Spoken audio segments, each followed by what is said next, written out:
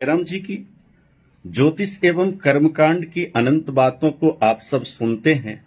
आज मैं 54वें भाग में परिचर्चा करना चाहता हूं सूर्य ग्रह का स्वभाव, सूर्य ग्रह का प्रभाव और सूर्य ग्रह का निदान। पहली बात तो यह समझ लें, ज्योतिष जगत में सूर्य को भले ही ग्रह की संज्ञा दी गई है, किंतु इस जगत ने सूर्य को नारायण कहा है। इस जगत ने सूर्य को आराध्य देव माना है, क्योंकि इस संसार में जो मानव के इष्ट हैं वो या तो सूर्य है या चंद्र है, सूर्य वंश है या फिर चंद्र वंश है।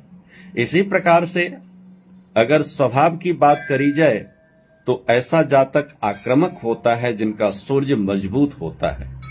उनका जो ललाट होता है लंबा चौड़ा होता है, उनकी गर्दन लंबी चौड़ी होती है, उनकी जो सोच होती है दूरगामी होती है। कभी किसी से ऐसा व्यक्ति झुकता नहीं है, कभी कहीं हारता नहीं है। अगर जीवन में सूर्य उच्च के मेष राशि का सूर्य हो जाए तो व्यक्ति राजपद पर आसीन तो होता ही है, किंतु अपनी बातों से दुनिया को आगे बढ़ाता है। अगर तुला राशि का सूर्य हो जाए तो फिर सिंहासन पर आरूढ़ होकर भी वो व्यक्ति लाचार हो जाता है। अगर सिंह राशि का सूर्य हो जाए तो व्यक्ति तटस्थ रहता है, अपनी बातों को भी मनवाता है, दूसरों की भी सुनता है।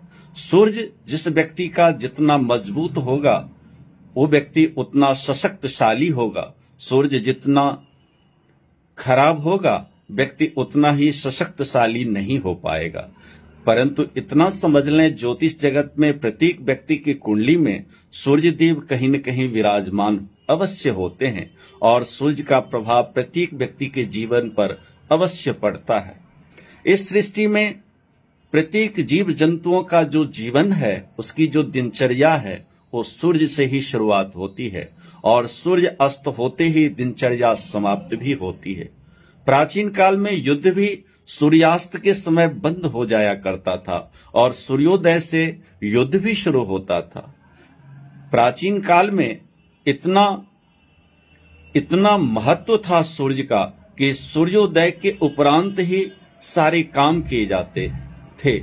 आज के समय में थोड़ी भिन्नता आ गई है। आज के समय में व्यक्ति को आभास ही नहीं है कब सूर्योदय होता है, कब सूर्यास्त होता है। परंतु इतना समझ लें, इस संसार में ज्योतिष जगत में ज्योतिष को समझना है तो सूर्य को सम्राट कहा गया है, क्योंकि सूर्य ही वो ग्रह है जिनका दर्शन सर्वप्रथम प्रत्येक जीवों को होता है।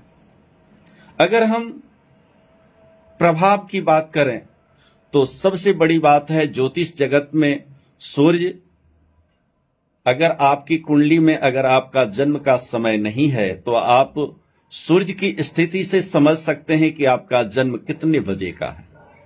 सूर्य किस राशि में विराजमान है उससे यह जाना जा सकता है कि किस माह में आपका जन्म हुआ है। इसके बाद ज्योतिष की कुंडली में 3 प्रकार की कुंडलियां बनती है, पंचवर्गीय, सप्तवर्गीय और 10वर्गीय। आज के समय में 10वर्गीय कुंडली नहीं बनती है, परंतु चाहे लग्न कुंडली हो, चाहे चंद्र कुंडली हो, चाहे होरा चक्र हो, चाहे नवमांश हो, चाहे द्वादशांश हो, चाहे त्रयोदशांश हो, समस्त चीजों की गणना सूर्य से ही है। अगर सूर्य नहीं है तो किसी चीज की गणना नहीं हो सकती है। अगर सूर्य नहीं है तो आप ज्योतिष में किसी भी चीज को समझ नहीं सकते हैं। विंशोत्तरी महादशा होती है, यानी 120 वर्ष की आयु प्रत्येक व्यक्ति की मानी गई है। उसमें सूर्य को केवल 6 वर्ष की अवधि मिली हुई है। प्रत्येक व्यक्ति के जीवन में सूर्य की महादशा आए यह कहा नहीं जा सकता है, यह नक्षत्र के ऊपर निर्भर है। 27 नक्षत्र हैं। व्यक्ति का जिस नक्षत्र में जन्म होता है उस नक्षत्र के अनुसार ही महादशा आती है। इसलिए आपके जीवन में कुंडली में सूर्य बढ़िया हो, स्वराशि के हो, लेकिन महादशा आ जाए, यह इत्तिफाक है। आपकी कुंडली में सूर्य नीच के हो लेकिन महादशा आए, यह भी संजोग की बात है। इसलिए यह महादशा के ऊपर निर्भर है। किंतु अंतरदशा, प्रत्यंतर दशा में सूर्य का आभास और उनकी जानकारी हमें मिलती है पूर्ण लाभ नहीं मिले, लेकिन अंतर्दशा प्रत्यंतर दशा में उनका लाभ लिया जा सकता है। सूर्य इस संसार में वो ग्रह है, कुछ लोग तो कहते हैं पृथ्वी चलती है, कुछ कहते हैं कि सूर्य भ्रमण करता है। वास्तविक रूप से बहुत सारे मतांतर हैं, पर इतना समझ लीजिए कि जो सूर्य है वो सप्तरथी है, 7 घोड़े वाला उनका रथ है, और सूर्योदय और सूर्यास्त होता है। सूर्य की गति मानी गई है, इसलिए एक राशि का भ्रमण सूर्य 1 माह में करते हैं और 1 साल में 12 राशियों का भ्रमण करते हैं। चंद्रमा 2.5 दिन एक राशि में रहता है। मंगल 2 माह, 1.5-2 माह, और बुध शुक्र करीब 1.5-2 माह, और इसके बाद बृहस्पति है वो 1 वर्ष, इसके बाद जो शनि है वो 2.5 वर्ष। इसी क्रम से हम आगे परिचर्चा करेंगे। इस सृष्टि में पृथ्वी पर सबसे पहले चंद्रमा का, सूर्य का दर्शन होता है। सबसे पहले पृथ्वी पर व्यक्ति सूर्य का दर्शन करता है। इस पृथ्वी से सबसे नजदीक चंद्रमा है और सूर्य के इर्द गिर्द ही बुध और शुक्र हैं। इसलिए जो पहला दर्शन होता है उसे सूर्य कहते हैं, इसलिए सूर्य को सम्राट कहा गया है। ज्योतिष जगत में सूर्य उच्च के हो या नीच के हो, सूर्य की विनय, सूर्य की स्तुति, सूर्य की पूजा भगवान श्री राम, श्री कृष्ण ने भी की है। सभी ऋषि महर्षि करते हैं, जन जन तक सूर्य की आराधना करते हैं। किसी भी पूजा में सूर्य की आराधना के बिना कोई भी पूजा पूर्ण नहीं होती है, इसलिए सूर्य की आराधना प्रत्येक व्यक्ति को करनी चाहिए। सूर्य की आराधना में आप मंत्र, वैदिक जो मंत्र है, ओम आकृष्णेन रजसा वर्तमानो निवेशयन्नमृतं मर्त्यञ्च हिरण्येन सवितारथेन देवो जाति भुवनानि पश्यन्न ओम सूर्याय नमः। यह वैदिक मंत्र है। इस मंत्र का सही लाभ 24,000 जाप कराने से सूर्य का लाभ मिल सकता है। इसका दशांश हवन होना चाहिए, दशांश तर्पण मार्जन होने चाहिए, दशांश ब्राह्मण भोजन होना चाहिए, और फिर इसका दान होना चाहिए, तभी सूर्य का हम लाभ ले सकते हैं। यह कलयुग है, कलयुग में 4था अंश ही प्राप्त होता है। इसीलिए जहां कभी 6,000 में लाभ होता था, वहां आज 24,000 में लाभ मिलेगा। सूर्य संबंधी लाल वस्तुओं का दान करना चाहिए। रविवार के दिन लाल वस्त्र पहनने चाहिए, लाल वस्तुओं का दान करना चाहिए। रविवार के दिन नमक वर्जित करना चाहिए। श्री आदित्य हृदय स्तोत्र का पाठ करना चाहिए।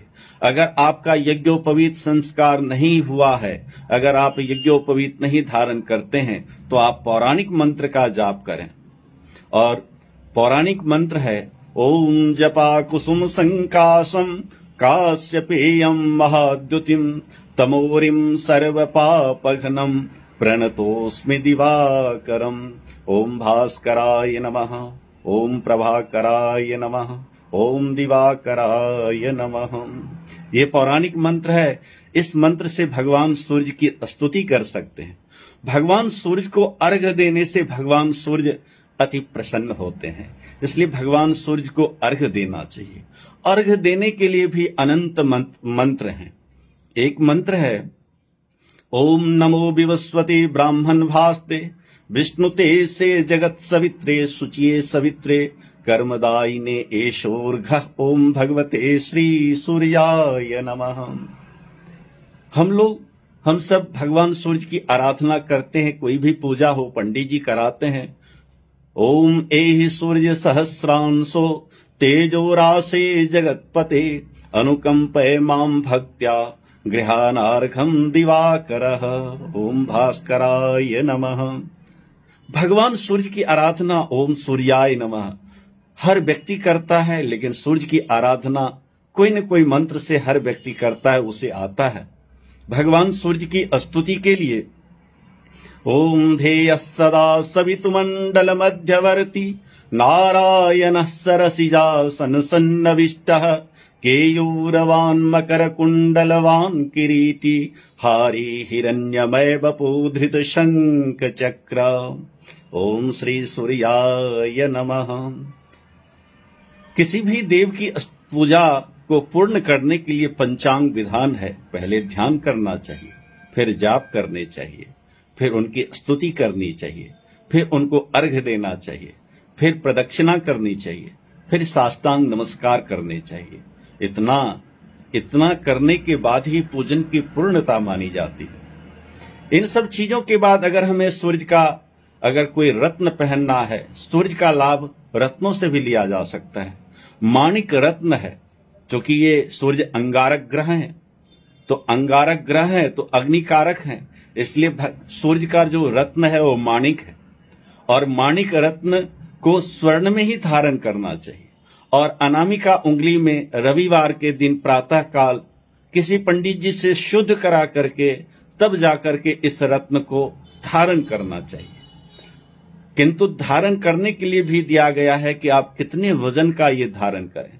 10 किलो पर एक रत्ती का हिसाब से धारण करना चाहिए, अन्यथा इसका लाभ नहीं मिलता है।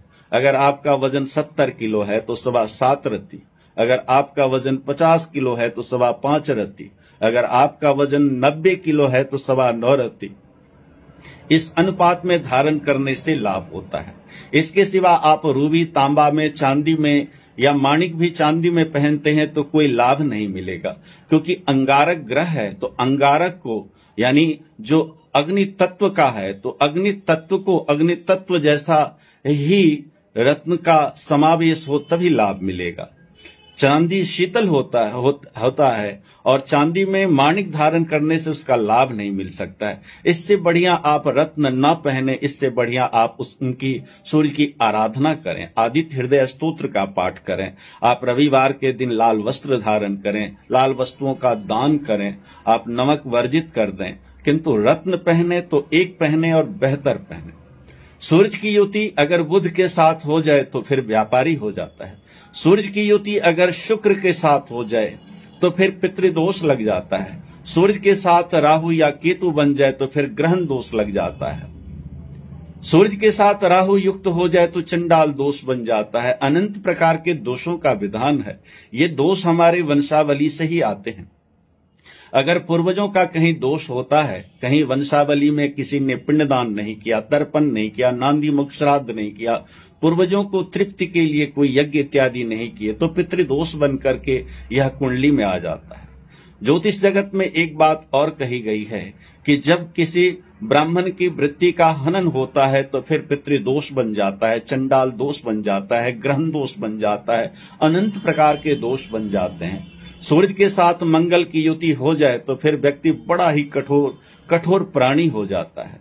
इसलिए ये सब तो जन्मपत्री बताती है, किंतु जीवन में इतना ध्यान दें कि जिस प्रकार से सूर्य की आराधना हर व्यक्ति करता है, इसी प्रकार से सूर्य के साथ होने वाले ग्रहों की जो युति है उससे जो दोष उत्पन्न होते हैं, उन दोषों का निदान वस्तुतः पूजा पाठ में हननता से ही होता है।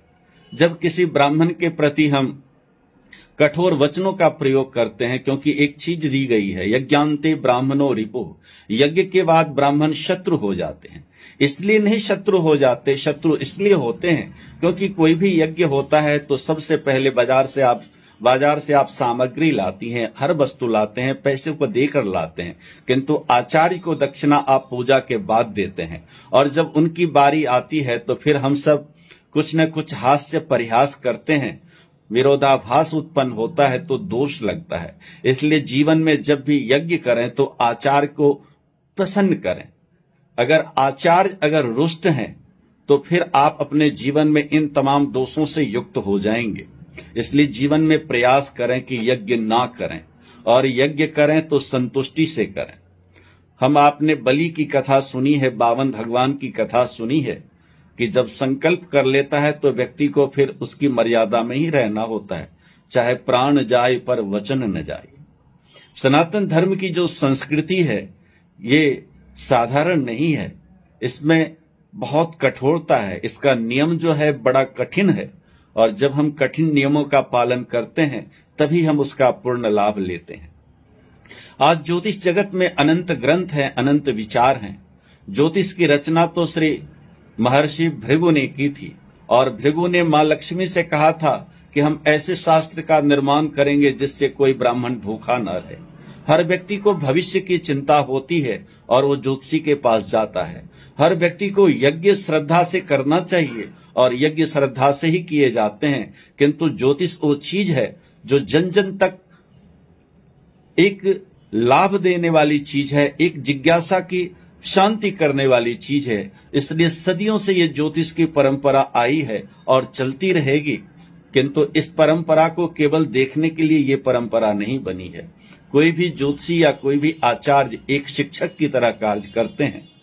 प्रत्येक व्यक्ति को कर्म स्वयं करना होता है, मार्गदर्शन रास्ता एक ज्योतिषी बताते हैं। इसलिए ज्योतिष जगत में हम सूर्य का स्वभाव, प्रभाव और निदान, इन तीनों चीजों के बारे में थोड़ बहुत हमने आपको समझा दी। बहुत सारे ऐसे ग्रंथ हैं जिसमें अनंत विचार हैं, किंतु जो संस्कृत के ग्रंथ हैं उन संस्कृत के ग्रंथों को ही प्रामाणिकता दी गई है। बराह मिहिर का जातक तत्वम है, जातकाभरणम है, शीघ्रबोध है, मुहूर्त चिंतामणि है, ताजिक नीलकंठी है। आज के समय में ज्योतिष का जो महत्व है वो केवल फलादेश से है, और फलादेश का अर्थ होता है वचने किम दरिद्रता। आपको जब मन में आता है बोल देते हैं। प्राचीन काल में एक सामाजिकता थी, एक पंचांग का भी निर्माण होता था, तो एक दूसरे का मत लेकर हुआ करता था, इसलिए सबकी विचारधारा एक जैसी हुआ करती थी। आज के समय में किसी के विचार किसी से इसलिए नहीं मिलते हैं क्योंकि कोई सामंजस्यता नहीं रखता है, एक हमारी नियमावली नहीं है, और इसलिए सब अपनी अपनी दिशा में आगे बढ़ते हैं। इसलिए किसी को कोई कहता नहीं है। लेकिन जिस प्रकार से हर चीज के सिद्धांत हैं, हर चीज की नियमावली है, उस नियमावली का पालन करना हम सबका कर्तव्य है। अतः ज्योतिष की दुनिया में आप इतना समझ लें, यह अथाह सागर है। इस अथाह सागर में से हम एक लोटा जल निकाल करके उसकी गहराई को नहीं माप सकते हैं। जीवन में आपकी कुंडली में सूर्य कहीं भी हो, लेकिन सूर्य की आराधना, सूर्य के जाप और निदान से हम अपने सूर्य देव को ठीक कर सकते हैं। ग्रह तो ज्योतिष जगत में कहा जाता है, किंतु हम लोगों के लिए तो सूर्य नारायण है। इसी के साथ मैं आज अपने शब्दों को विराम देता हूं। अगले भाग में मैं दूसरे ग्रह की परिचर्चा करूंगा। जयराम जी की नमस्कार।